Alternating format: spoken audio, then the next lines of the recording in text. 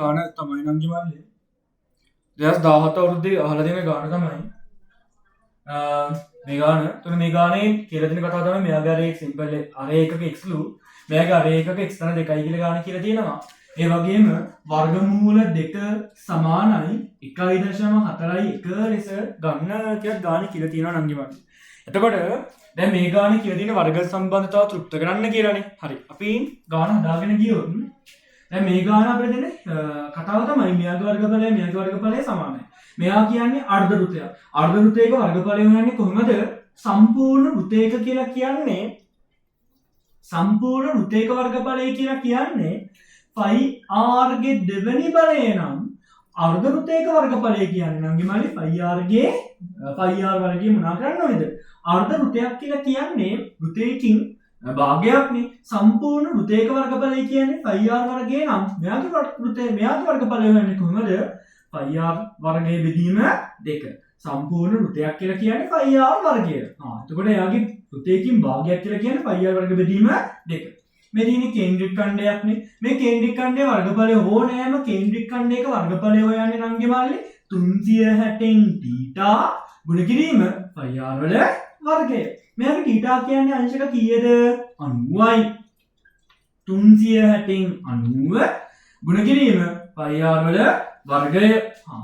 දැන් කොහොම මේකේ සුළු වෙන පද සුළු කරලා දැම්මොත් මේ බිඳුව ගියා නම්බරක් 1යි නම්බරක් 4යි. ඇත්තටම ගාන කියලා තියෙනවා 4න් එකක් සහ භාගයක් කියන කතාව මෙන්න මෙහෙම. තල රූප දෙකේ වර්ගඵලය සමානයිලු. ඒ වගේම කියලා තියෙන කතාව තමයි පහත් දෙකෙන් තල රූප දෙක පිළිබඳ අර එකක x වූ වෘත්තයකින් අර්ධයක්. ඉතින් අර්ධයක් වෘත්තයකින් අර්ධයක්. කියන්නේ phi r වර්ග බෙදීම 2 සහ අර එකක x ධන 2 වූ වෘත්තයකින් 4න් පහුගොස්. මේ අපිට කෙලින්ම ආවා මේ සූත්‍රය දැම්මත් ගන්න පුළුවන්. ඒ වගේ වෘත්තයකින් 4න් එකක් කියලා තියෙනවානේ. සම්පූර්ණ වෘත්තයක් තමයි phi r වර්ගය කියලා කියන්නේ. යාගෙන් 4න් එකක් කියලා කියන විදිහට 4න් එක අස්සන්න අපිට ආවා. අපිට ගාන කියලා තියෙන මේ කතාව.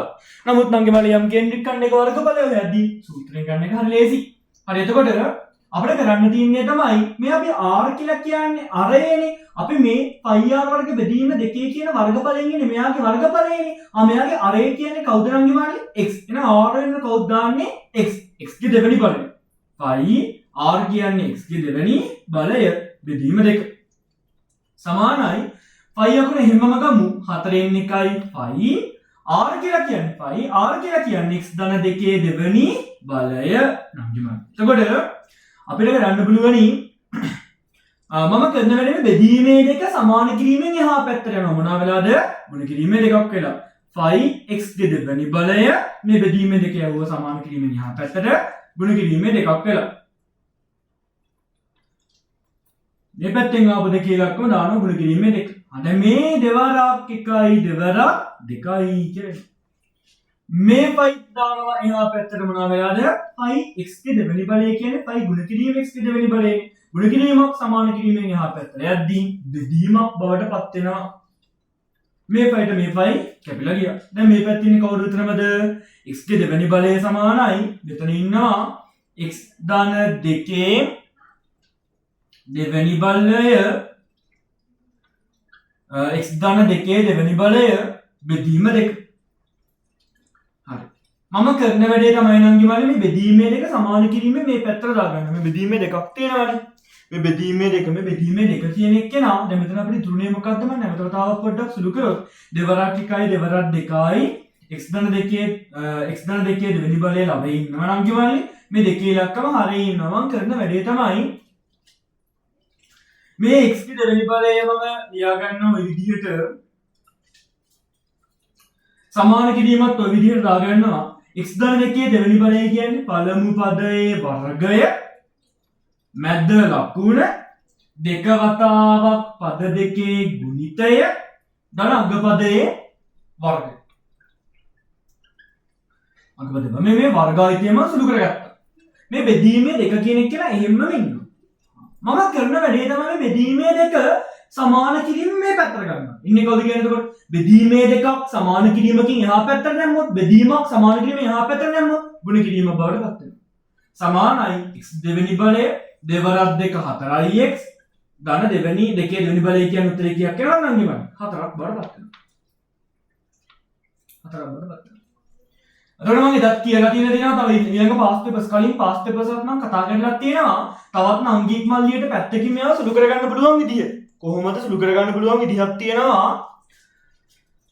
සුළු කරගන්න පුළුවන් විදිහක් තියෙනවා මේක සූත්‍රය අමතක නංගිලා මල්ලාට සුළු කරන්න පුළුවන් කොහොමද? x ධන 2 දෙවෙනි බලය කියන එක සුළු කරන්න පුළුවන් x ධන 2 පැත්තකින් සුළු කරලා උත්තරය දාගත හැකියි.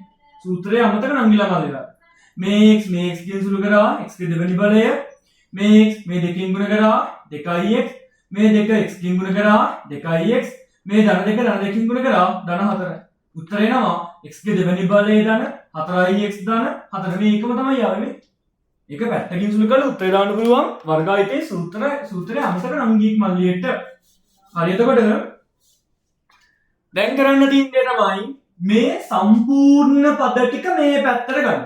ඉන්නේ කියන බලන්න 2x ගේ දෙවෙනි බලය ලකුණක් නැහැ කියන්නේ ලකුණ ධන ලකුණක් සමාන කිරීමෙන් එහා පැත්තට ආව ඍණ වෙලා මෙයාගේ ලකුණක් ඍණ බවට පත් වෙනවා මෙයාගේ ලකුණක් ඍණ බවට පත් වෙනවා මේ පැත්තේ කවුරුත් නැහැ බිඳු 2x ගේ දෙවෙනි බලයෙන් x ගේ දෙවෙනි බලය අඩු වුණාට පස්සේ x ගේ දෙවෙනි බලය ඍණ 4x ඍණ 4 සමානයි බිඳුව කියන වර්ග සමීකරණ අපි ලස්සන ලබා ගත්තා. එතකොට මේක මොකක්ද කියලා කියන්නේ නැවත වතාවක් ඉක්මනට කතා කරමු. ගාණිකයේ තිබ්බ වර්ගඵලය සමානයි අර්ධ වෘත්තයක්, වෘත්තයකින් භාගයක්. වෘත්තයක වර්ගඵලය කියන්නේ πr වල වර්ගය නම් අර්ධ වෘත්තයක් කියලා කියන්නේ πr වර්ගයේ බෙදීම 2 බවට පත් වෙනවා. ඊළඟට මෙතන තියෙන්නේ මොකද්ද? කේන්ද්‍රික ඛණ්ඩයක්. කේන්ද්‍රික ඛණ්ඩයක වර්ගඵලය හොයන්නේ කොහොමද? 360 θ ගුණ කිරීම πr වල වර්ගය. θ කියන්නේ අරයන් දෙක අතර කෝණය කේන්ද්‍ර කෝණය අංශක කීයද 90යි. θ වෙනුවට 90 300ට එහෙමම දාගත්තා. π අකුර මම එහෙමම ගත්තා. මේක අරය කියලා කියන්නේ x ධන 2 දෙවෙනි බලය. මොකද r වර්ගයනේ. r කියලා කියන්නේ x ධන 2. එයාගේ සූත්‍රය ආදේශ කරාට පස්සේ x ධන 2 දෙවෙනි බලය.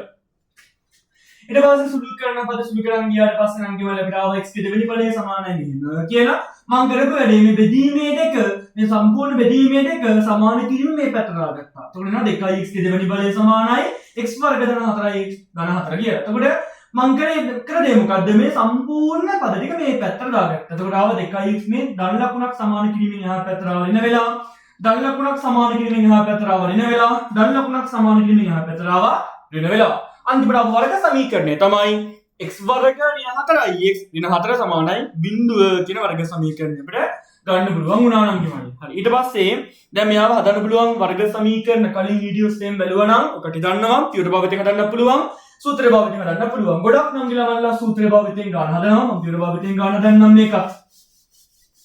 එතකොට අපිට එන සමීකරණය තමයි x ගේ දෙවෙනි බලය ඍණ 4x ඍණ 4 සමානයි බිඳුව. කරන දේ තමයි මෙතන එක x අකුරක් ගන්න. මේ ඍණ ලකුණ හැමම ගමු. මැද පදයේ සම්පූර්ණ එකේ දෙකට බෙදන්න. 4 දෙකට බෙදුනම 2යි. එයාගේ සම්පූර්ණ එක්කෙනාගේ වර්ගය. මෙතන ආවේ 2 ඉලක්ක. මෙයාගේ වර්ගයෙන් අඩු කරන්න. 2 වර්ගය කියන්නේ 4යි. ඒක කට්ටිය හැමම දාගෙන යනවා. මොකද කරේ? ඕනෑම වර්ගජ සමීකරණ ගානක් විසඳද්දී ඕනෑම වර්ගජ සමීකරණ ගානක් විසඳද්දී මොකද කරේ මම? එක x අකුරක් ගත්තා මැද පදේ ලකුණ එහෙම්මම දැම්මා මැද පදේ සම්පූර්ණකයේ දෙකට බෙදුවා සම්පූර්ණ එක්කෙනා වර්ග කරා x ඍණ 2 දෙවෙනි බලය සම ලකුණු එකතු වෙනවා ඍණ 4 කියන්නේ ඍණ 8 සමානයි බිඳුව x ඍණ 2 දෙවෙනි බලය ඍණ 8 සමාන කිරීමෙන් එහා පැත්තට ගියා ධන 8 වෙලා නංගි මල්ලි වර්ගයක් සමාන කිරීමෙන් එහා පැත්තට ගියොත් වර්ගමූලය බරපතල වෙනවා වර්ගමූල ලකුණ දාපු ගමන්ම ධන හෝඩිය දාන්න අමතක කරන්න එපා. වර්ගමූල ලකුණ දාපු ගමන්ම ධන හෝඩිය දාන්න අමතක කරන්න එපා නංගියා මල්ලා හැමෝම. දැන් මෙතන නිකන් ආවට පස්සේ කලින් වීඩියෝත් බැලුවා නම් මම කියලා තියෙනවා මෙතන ඉහාන යද්දී මෙතන ආවේ වර්ගමූල 8 නම් අපිට දීලා තියෙන මූලමය අගයත් එක්ක හදාගත යුතුයි. දීලා තියෙන මූල අගය කවුද? මූල 2. 8 කියන එක නා හදාගන්න පුළුවන් නංගි මල්ලි. x ඍණ 2 සමානයි ධන හෝඩින 8 කියන එක හදාගන්න මෙතන දීලා තියෙන අගයත් එක්ක 2 ගුණ කිරීම 4 අවුලක් නැහනේ වර්ගමූල අස්සෙම 8 කියන එක හදාගත්තා 2 ගුණ කිරීම 4 ඕනෑම අංගික මල්ලියෙක් දන්නවා 4 කියලා කියන්නේ 4 වර්ගමූලය කියන්නේ 2යිනේ x ඍණ 2 සමානයි ධන හෝඩින හැමම ඉන්නවා 4 වර්ගමූලය 2යි වර්ගමූල 2 එමයාගේ වර්ගමූලය මම එහි විදිහම ලියාගත්තා 2යි මූල 1 කියලා කියන්නේ නම් මල්ලි x ඍණ 2 සමානයි ධන හෝරින 2යි වර්ගමූල 2 කියන්නේ 2 ගුණ කිරීම මූල 2. එතන ඊළඟ ගාන හදාගෙන ගියොත් වර්ගමූල 2 ගාන කියලා තියෙනවා 1.41 කියලා. වර්ගමූල 2 ගාන කියලා තියෙනවා 1.41 කියලා. එතකොට දැන් මෙතනින් හරිය ගාන හදාගෙන ගියොත් x ඍණ 2 සමානයි ධන හෝරින 2 ගුණ කිරීම 1.41. පැත්තකින් සුළු කරගත්තොත් 1.41 දෙකකින් ගුණ කරන්න එපා නම් කිව්වනේ. දෙවරක් එක 2යි දෙවරක් අතර 8යි 2.82 වෙනවා. ඒ කියන්නේ x ඍණ 2 සමානයි ධන හෝරින 2.82. අපිට පුළුවනි ධනෙන් කියලා මෙයාගේ ධන උත්තරය ගන්න. x ඍණ 2 සමානයි ධන 2.82. x සමානයි ධන 2.82. ඍණ 2 සමාන කිරීමෙන් එහා පැත්තට ගියා ධන 2ක් බව. පැත්තකින් සුළු කරොත් 2.82ට 2ක් එකතු කරන්න ඕනේ. උත්තරය එනවා 4.82. උත්තරය කියනවාද 4.82ක් බවට පත් වෙනවා. x සමානයි 4.82. ඍණෙන් එන උත්තරෙත් අපි පෙන්නලා තිබ්බොත් නම් ඉවරයි. ඍණෙන් කියලා x ඍණ 2 සමානයි ඍණ 2.82. x සමානයි ඍණ 2.82. එකතු කිරීම 2ක් බවට පත් වෙනවා.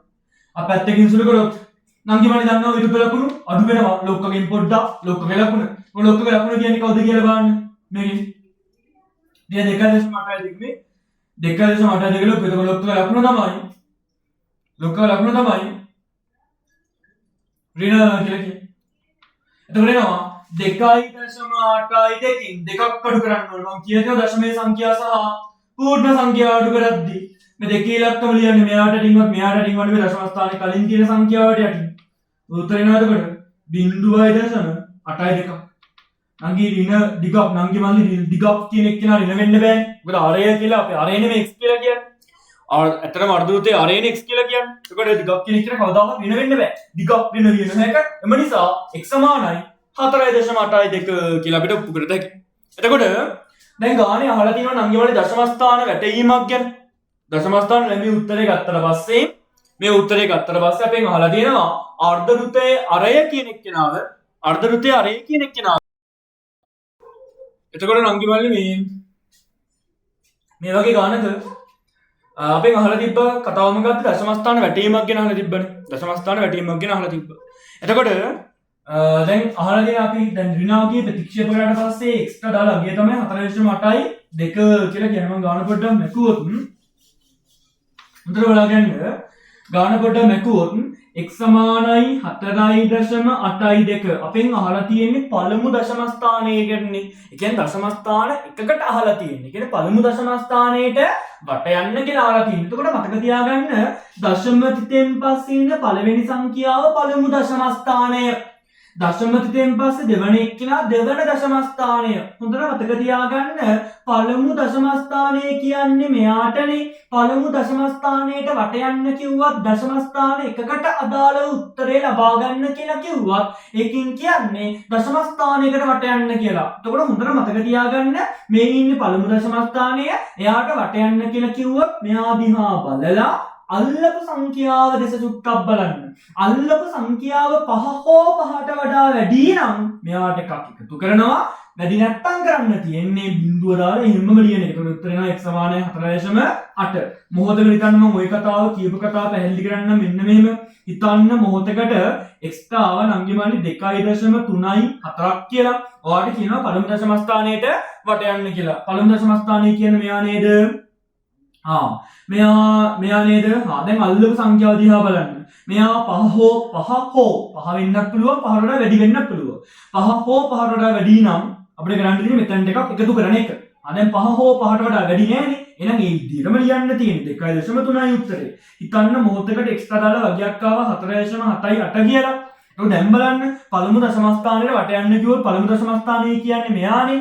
මෙයා පළමු දශම ස්ථානය කියන්නේ මෙයා. මෙයා ගාව දිහා පොඩ්ඩක් බලලා අල්ලපු සංඛ්‍යාව දිහා බලන්න. අල්ලපු සංඛ්‍යාව 5 හෝ 5ට වඩා වැඩි නම් මෙතනට එකක් එකතු කරන්න උත්තර එනවා 4.8යි කියලා. හරිම ලේසි. තව එකක් කතා කරොත් x සමානයි 3.9.25. ඔයාලට පළමු දශම ස්ථානයට වට යන්න කිව්වොත් පළමු දශම ස්ථානය කියන්නේ මෙයානේ. ඔයාගේ මේ ආකාරයේ අහන විදි දෙකක් තියෙනවා. එකක් තමයි පළමු දශම ස්ථානයේ වට යන්නේ කියලා අහන්න පුළුවන්. නැත්නම් දශම ස්ථානයකට උත්තර ලබා ගන්න කියලා අහන්න පුළුවන්. එතකොට දැන් මේකෙන් අහන්නේ පළමු දශම ස්ථානයේ වට යන්නේ කියලා කිව්වොත් පළමු දශම ස්ථානය කියන්නේ මෙයා. මෙයා දිහා පොඩ්ඩක් බලලා අල්ලපු සංඛ්‍යාව දිහා බලන්න.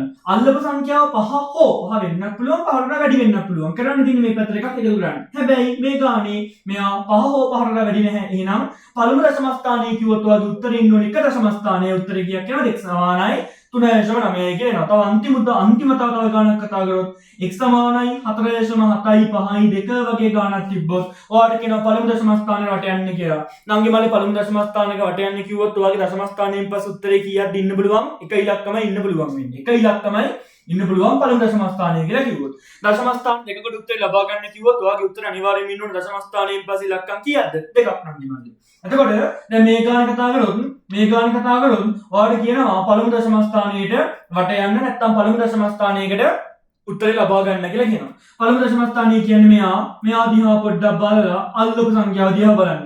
එයා 5 හෝ 5ට වඩා වැඩි. එහෙනම් මෙතනට එකක් එකතු කරන්න උත්තර එනවා 4.8යි. ඔන්න පළමු දශම ස්ථානයකට වට යන විදිහ. හොඳට මතක තියාගෙන නංගි වල මේ ගණන් හදන්න කලින් කට්ටි පොඩ්ඩක් try කරන්න. ඊට පස්සේ කරන්න ඕනේ දේ මොකද්ද? ඊට පස්සේ කරන්න ඕනේ විවරණය බලලා ගාන පුළුවන් කරගන්න එක. හරි. ඊළඟට අපි හම්බෙමු නංගි වල 2016 අවුරුද්දේ